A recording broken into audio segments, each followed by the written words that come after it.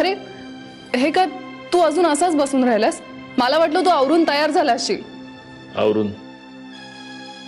आवरून तयार असायची काय गरज आहे मला? कुठे जायचं मला? गरज कशी नाही? आरशात बघ एकदा कसा दिसतोयस ते. एखादा अपंग माणूस जसा दिसायला हवा तसा मी दिसतोय. सत्यजित, हे बघ, उगाच माझ्यासाठी असं चेहऱ्यावर हे प्लास्टिक स्माइल लावून फिरायची गरज नाही, कळलं? हे बघ, मी तुला आवरायला मदत करते. चल उठ. प्रिया, माझे पाय मोडलेत, हात नाही. जे काय आवरायचं ते माझं मी आवरेन. तू आता इथून गेलीस तर बरं होईल. मी कुठेही जाणार नाहीये. मी तुला मदत करणार आहे. चल. हे सगळं करायला तू नर्स आहेस का माझी? सत्यजित, तू असा बसलेला नाही आवडत मला. आणि तुला काय आवडतं काय नाही आवडत याचा विचार करायला तू माझी बायकोही नाहीयेस प्रिया. हो, इतरांसाठी आपण नवरा बायको नसलो तरी आपल्या दोघांमध्ये जे रिलेशन आहे ते आपल्या दोघांमध्ये एक अपघात झाला, त्याच्यावर आयुष्यभराचं नातं जोडायला जाऊ नकोस. सत्यजित, मी एट लॉस्ट. तू का वागतोस माझ्याशी असा? ताईसाहेब, त्या डॉक्टर पाठारे येणार आहेत. आई साहेबांनी तुम्हाला बाहेर बोलावले. हो. ती डॉक्टर जर माझ्यासाठी येणार असेल तर गरज नाहीये. गरज नाहीये.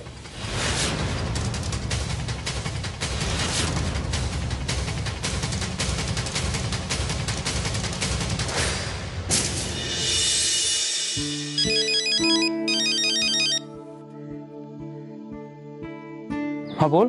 मी पोहोचले पुण्याला.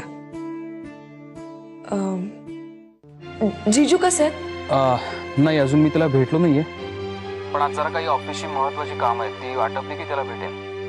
आणि तसंही घरी जाऊन वहिनींची मला बोलायचं आहे. मलाही काय घडतंय काहीच सुचत नाहीये.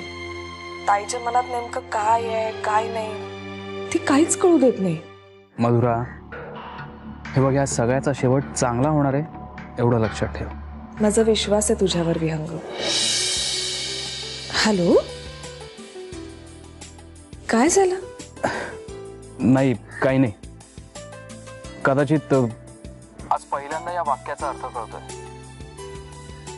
विश्वास या एका शब्दाची मला जाणीव झाली आज पहिल्यांदा. नाही म्हणजे याआधी पण खूप वेळा मी हा शब्द अनेक मुलींशी बोलताना वापरलाय, ऐकलाय, पण आज कळतंय. एनिवे, मी ऑफिसला निघालोय. काही वाटलं तर फोन कर. Hello hello. हां, काही नाही, जस्ट मिसिंग यू.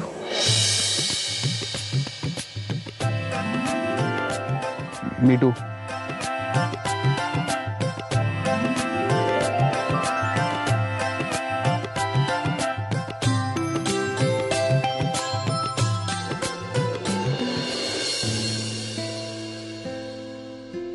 नमस्कार, मी डॉक्टर पाठारे, फिजिओथेरपिस्ट. नमस्कार, आम्ही तुमचीच वाट बघत होतो. ओ, मिसेस मुधोळकर.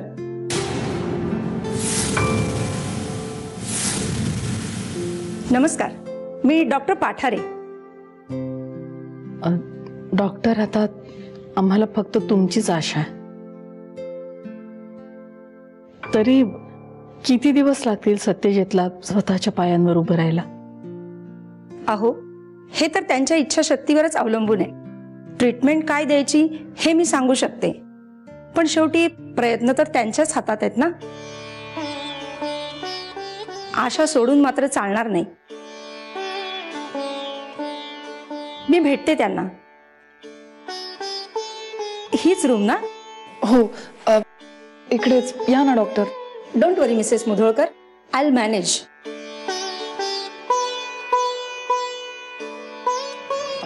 प्रिया, त्यांच्या चहा पाण्याचं बघ जरा. हो मावशी.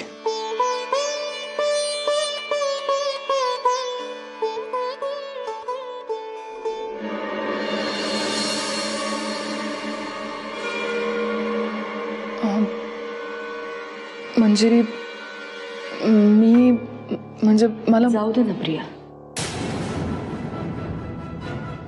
या वास्तूतच काहीतरी दोष असला पाहिजे, कारण इथे गैरसमज एखाद्या आजारासारखे पटकन पसरतात.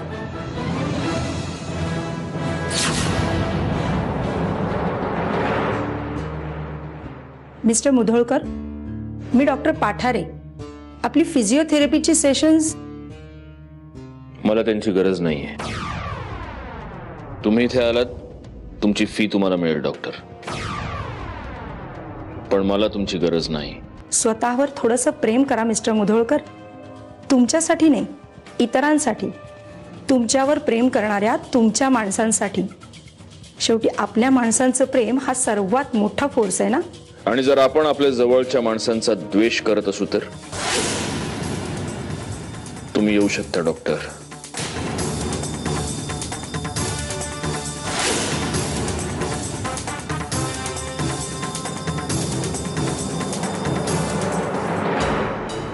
काय झालं डॉक्टर, तुम्ही अशा लगेच बाहेर आलात? अहो, असं कसं करू मी माझं काम? मी डॉक्टर आहे, देव नाही ना. तुम्हाला नेमकं काय म्हणायचं डॉक्टर? म्हणजे तुम्ही तुमची ट्रीटमेंट सुरू. अहो, ट्रीटमेंट करायला आधी पेशंटची तर इच्छा पाहिजे ना. म्हणजे त्यांनी नकार दिलाय सरळ सरळ. सत्यजित नाही म्हणाला? हे बघा, त्यांचे पाय अगदीच निकामी झालेले नाही ही गोष्टच ते मान्य करायला तयार नाहीत. अहो, काही दिवसांच्या ट्रीटमेंट नंतर ते पुन्हा पूर्वीसारखे स्वतःच्या पायावर उभे राहू शकतील, चालू शकतील. पण हे सगळं असं फक्त व्हीलचेअरवर बसून शक्य नाही. त्यासाठी त्यांना फिजिओथेरपीची ट्रीटमेंट पूर्ण करावीच लागणार. पण मग हे सगळं तुम्ही त्याला समजावून सांगून? काहीही उपयोग नाही. त्यांनी ऐकून तर घ्यायला हवं ना. अरे देवा, आता काय करायचं? आज तरी काहीच शक्य नाही. म्हणजे मला नाही वाटत की आज त्यांचा मूड बदलेल, पण काही हरकत नाही. मी उद्या पुन्हा येते. पण आज तुम्ही त्यांच्याशी बोला, त्यांना कन्व्हिन्स करा. मिसेस मुधोळकर, येते मी. उद्या भेटू. थांबा.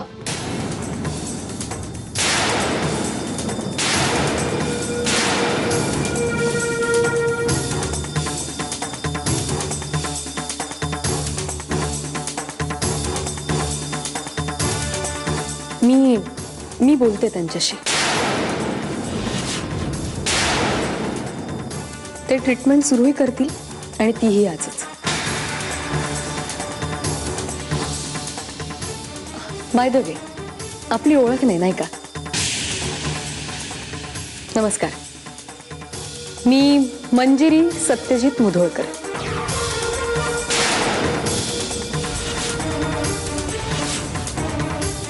आलेच.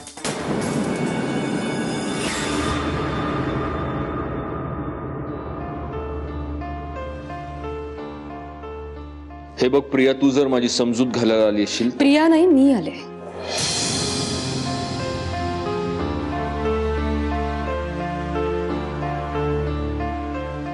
का आलीस तू इथे? बघायचं होतं किती दुबळे आहात तुम्ही. तुला सांगितलं होतं ना मला तुझं तोंड बघायचं नाहीये म्हणून. चालती हो. थोडक्यात काय, तुमच्या समोर असलेल्या सत्याला तोंड फिरवून बसायचंय तुम्हाला.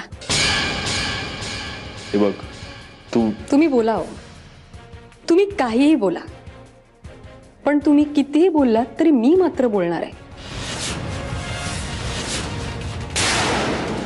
आज माझा हात धरून मला घराबाहेर नाही काढू शकणार ना तुम्ही.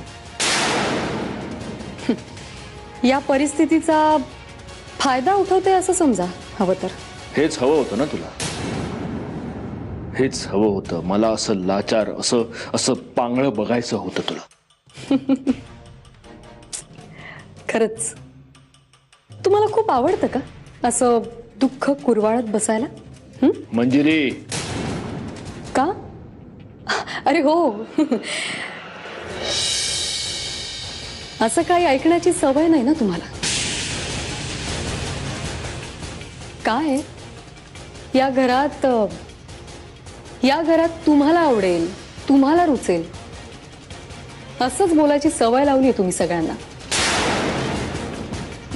त्यामुळे तुम्हाला तुमचा दोष दाखवायची हिंमतच नाही केली ना कोणी कधी. तुझ्याशी लग्न केलं हाच माझा सगळ्यात मोठा दोष आहे आणि हे मला कोणी सांगायची गरज नाहीये.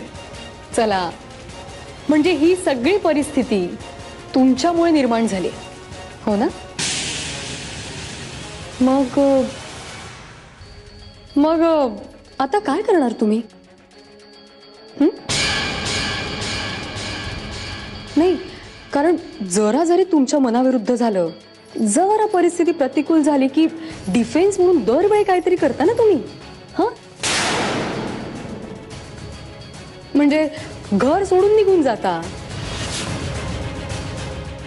मग सगळे चिंता करत बसणार, जगभर तुम्हाला शोधत बसणार. मग तुम्ही परत येणार, पण बोलणं मात्र सोडणार. सगळ्यांची सहानुभूती मिळवणार. सगळे सगळे तुमच्या मागे पुढे तुमचं मन राखण्यासाठी पिंगा घालत बसणार. डॉक्टर सांगणार यांच्याशी नीट बोला, जपून वागा, त्यांना टेन्शन येईल असं काही बोलू नका, काही वागू नका. मग तुम्ही सेंटर ऑफ अट्रॅक्शन होऊन स्वतःचं महत्व वाढवून घेणार. असंच ना? किती दुबळे आहात हो तुम्ही. मंजिरी बस. लग्नाआधी आशिषच्या तोंडावर 500 रुपयाची नोट फेकली ना तुम्ही, तेव्हा वाटलं नव्हतं तुम्ही एवढे दुबळे, एवढे पळपुटे असाल म्हणून.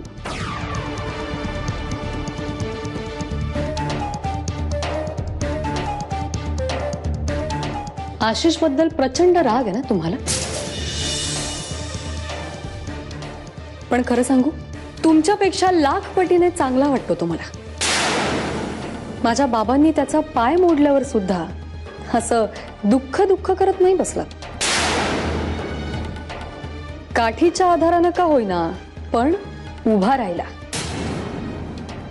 धडपडत स्वतःला सावरत राहिला.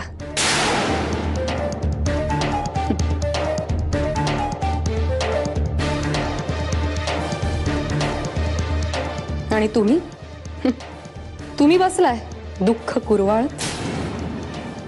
काय दाखवून काय द्यायचंय तुम्हाला?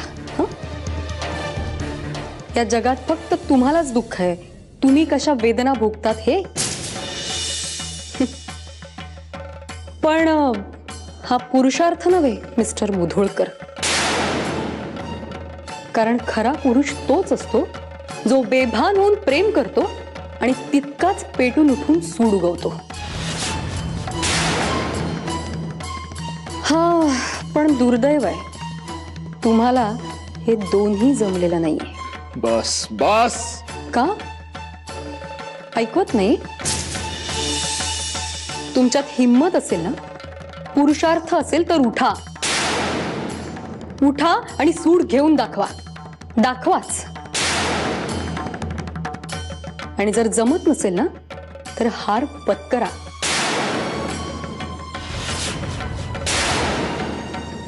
पराजित असणं हीच आपली लायकी आहे, निदान एवढं तरी मान्य करा. मंजिरी.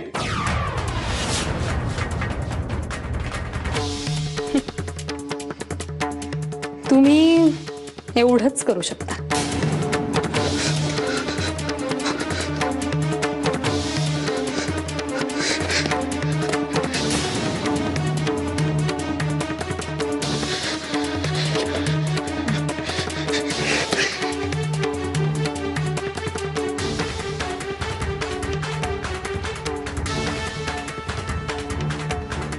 डॉक्टर, ते तयार आहेत ट्रीटमेंटसाठी.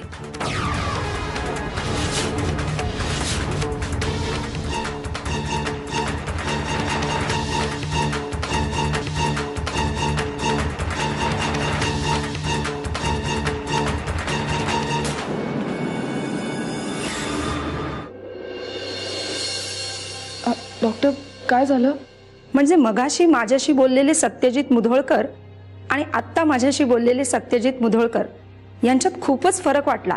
अगदी वेगळे वाटले मला ते. म्हणजे त्यांनी तुमची ट्रीटमेंट फॉलो केली? हो, अगदी मनापासून.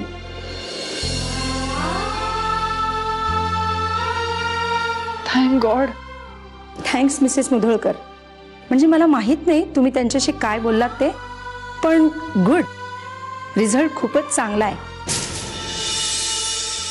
असाच जर रिस्पॉन्स राहिला तर काही दिवसातच ते हिंडू फिरू लागतील.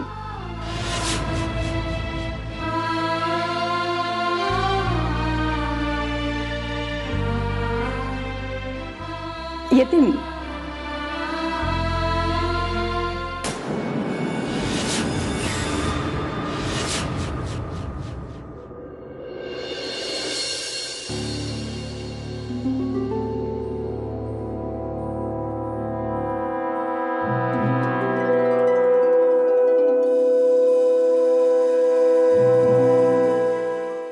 आई, नाश्ता आणलाय तुमच्यासाठी. उशीर झाला ना आज नाश्त्याला. तुमच्या गोळ्याही राहिल्यात घ्यायच्या. नाश्ता करून घ्या. अगं तू कशाला आणलास? मी घेतला असता. आई अहो असं काय करताय? घ्या ना. नेत्रा, घरामध्ये नोकर माणसं आहेत ग.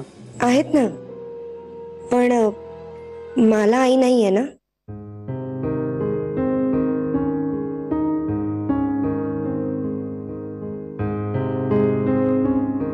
नेत्रा, आई कसं आहे ना,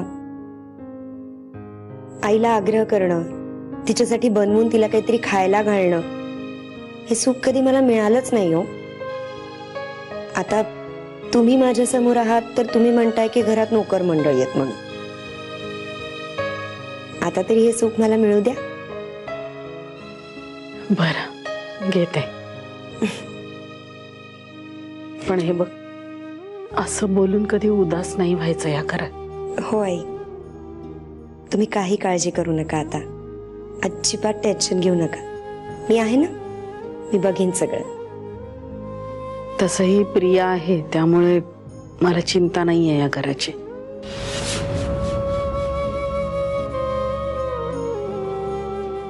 हो ना, पण मी घरच्याबद्दल नाही बोलत आहे.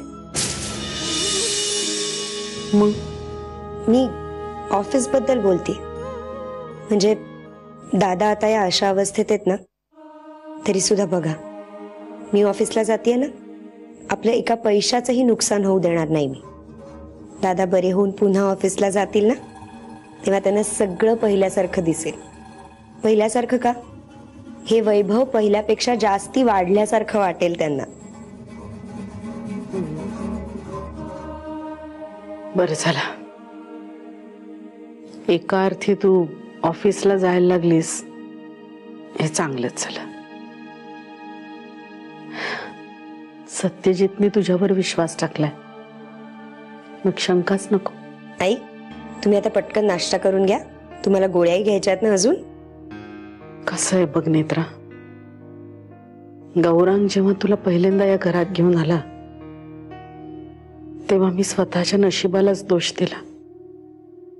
तुला नाही नाही ते बोलले, पण आता या चुकीचा पश्चाताप होतोय मला. आई अहो काय बोलताय? त्यावेळेला तुम्ही जे वागलात ना, ते योग्यच होतं. मला अजिबात वाईट नाही वाटलंय त्याचं. का समजून घेतेस तू?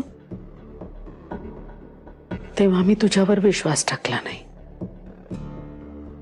आणि जिच्यावर विश्वास ठेवला तिनं मात्र. आई, ज्या गोष्टीने त्रास होतो आपल्याला, त्या गोष्टींबद्दल कशाला बरं बोलायचं परत परत? अगं तुला ऑफिसला जायला उशीर नाही का होते? हो, मी तयार होऊन निघते. संध्याकाळी भेटते तुम्हाला. येते.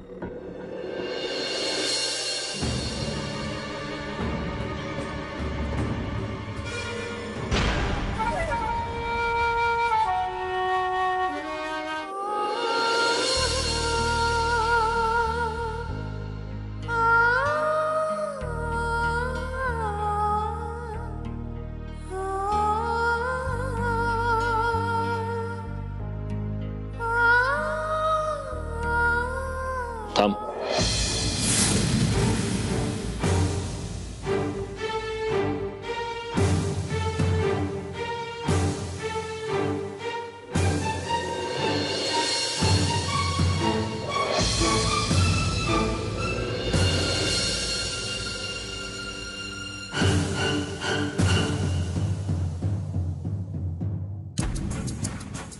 घे.